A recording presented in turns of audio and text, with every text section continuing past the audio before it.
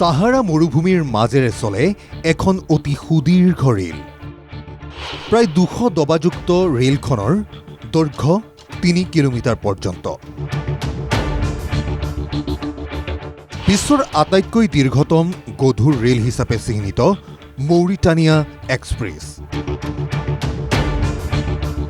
ৰেলখনত থকা 200ৰ পৰা 210টা দবাৰ প্ৰতিটোৱেই কঢ়িয়াই 84 টন লোহা।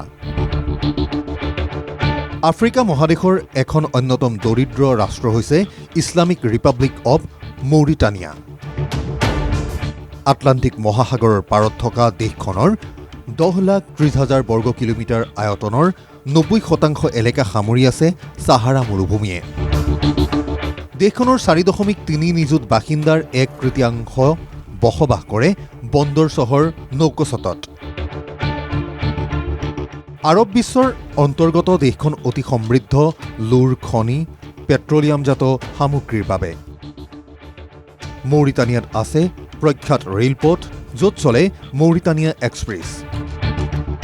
সাহাৰা মৰুভূমিৰ মাজেৰে মৌৰিটানিয়া এক্সপ্ৰেছক টানি নিয়ে 3-4টা ডিজেল দবাই।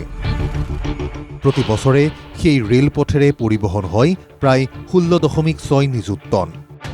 এই বিশাল মালগাড়ী মাজে মাজে ব্যৱহৃত হয় যাত্ৰী পৰিবহণত। এটা টিকেটেৰে পৰিভ্ৰমিব পাৰিব সমগ্ৰ সাহাৰা মৰুভূমি। সাহাৰা মৰুভূমিৰ প্ৰতিকূল পৰিৱেশত প্ৰায় জনশূন্য এলেকাৰ মাজেৰে পাৰ হোৱা মৌৰিটানিয়া এক্সপ্ৰেছ। মৌৰিটানিয়া দ্বিতীয় বন্দৰ চহৰ নোৱাবিটলৈ 706 কিলোমিটাৰ দূৰত্ব অতিক্ৰম কৰে ৰেলখনে। লোহা পৰিবহণৰ লগতে স্থানীয় বাসিন্দাসকলৰ বাবেও পৰিবহণৰ অন্যতম মাধ্যম এই ৰেল। পৰ্যটকৰ বাবেও এতিয়া ব্যৱহৃত হয় ৰেলখন। পৰ্যটকৰ সুবিধাৰ্থে 2টাকৈ দবা সংলগ্ন কৰা হৈছে ৰেলখনত। প্ৰাকৃতিক সম্পদৰে পূৰ্ণ মৌৰিটানিয়াৰ এই ৰেল আৰু ৰেলপথ বৰ্তমান বিশ্বৰ ৰেল মানচিত্ৰত অন্যতম প্ৰসিদ্ধ হিচাপে চিহ্নিত হৈছে।